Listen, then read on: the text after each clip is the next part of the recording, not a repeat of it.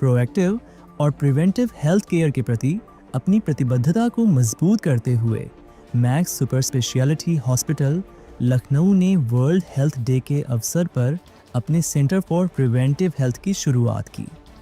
इस सेंटर का उद्घाटन श्री योगेश शुक्ला, माननीय विधायक, बख्शी का तालाब विधानसभा क्षेत्र लखनऊ ने किया, जिन्होंने शुरुआती पहचान और लाइफस्टाइल आधारित बीमारियों की रोकथाम के बढ़ते महत्व पर जोर दिया।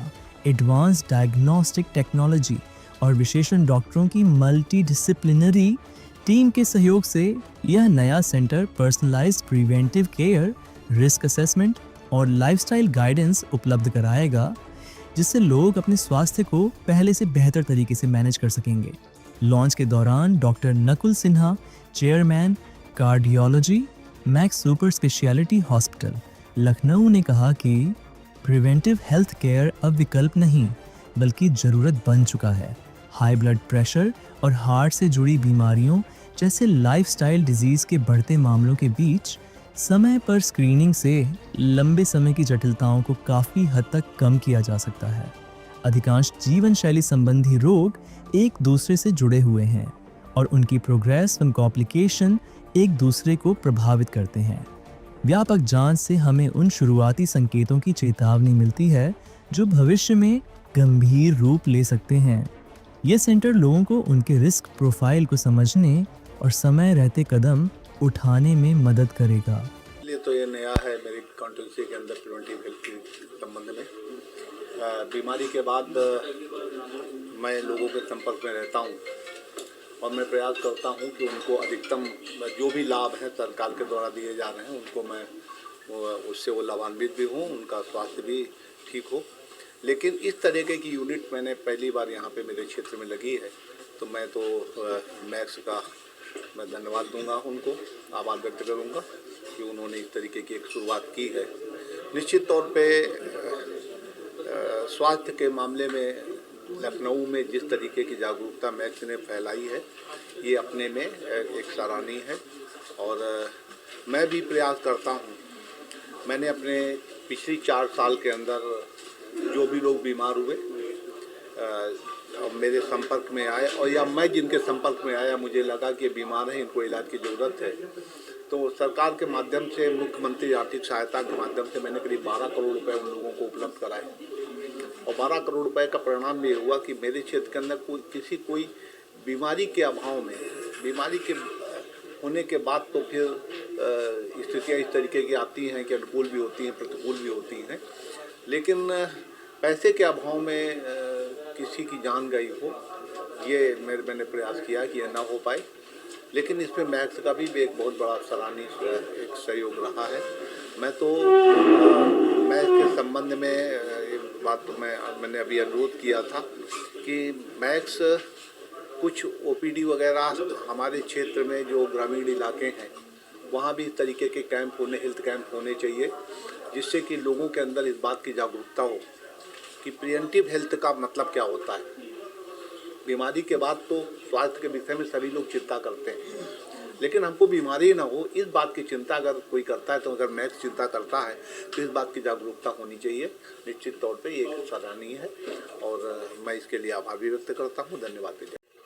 हार्ट की बीमारी, लिवर, ब्रेन, किडनी वगैरह वगैरह, इन सब को एक ही नज़र से देखा जाए तो आपस में ये जुड़ी होते हैं।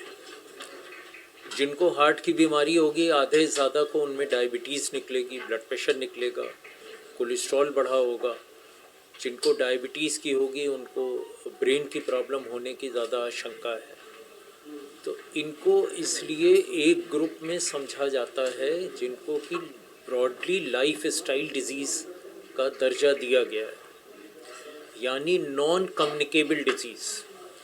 इस पे वर्ल्ड हेल्थ ऑर्गेनाइजेशन का भी बहुत महत्व दिया है उसने, और कई सालों से ये देखा गया है कि पूरे दुनिया में डेथ का सबसे ज़्यादा परसेंटेज इन्हीं नॉन कम्युनिकेबल डिजीज़ के द्वारा होता है। बाकी एक्सीडेंट हो गए या रेस्पिरेटरी प्रॉब्लम हो गई, इन्फेक्शन हो गए, इसमें कैंसर भी आता है, नॉन कम्युनिकेबल डिजीज़, बहुत कम कैंसर होते हैं जो कम्युनिकेबल होते हैं।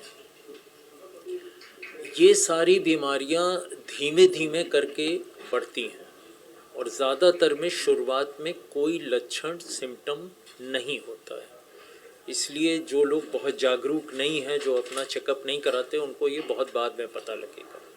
तो आपने जो पूछा उसका जवाब यही है कि प्रिवेंटिव हेल्थ चेकअप की यही इम्पोर्टेंस है कि कोई बीमारी डेवलप होने के पहले अगर उसका पता लग जाए तो उसको प्रिकॉशन लेकर और यदि दवा की आवश्यकता है वो लेकर और उसको रोकथाम करी जा सके, जिससे वो बीमारी भी रुकी रहे और बाकी सिस्टम्स भी आपके गड़बड़ ना हो। देखिए, डायबिटीज़ एक लाइफस्टाइल डिसीज़ है। जिस हिसाब से खान पान और एक्सरसाइज में बदलाव आया है पिछले 10 से 20 साल के अंदर, डायबिटीज़ की मात्रा कम्युनिटी में बहुत ज़्यादा बढ़ी है। इस समय प्रदेश के अंदर जो शहरी इलाके हैं उसमें डायबिटीज़ 30 साल से ऊपर 20 से 30% लोगों को ग्रसित करती है और इसका एक बहुत बड़ा रीज़न लाइफस्टाइल चेंज है।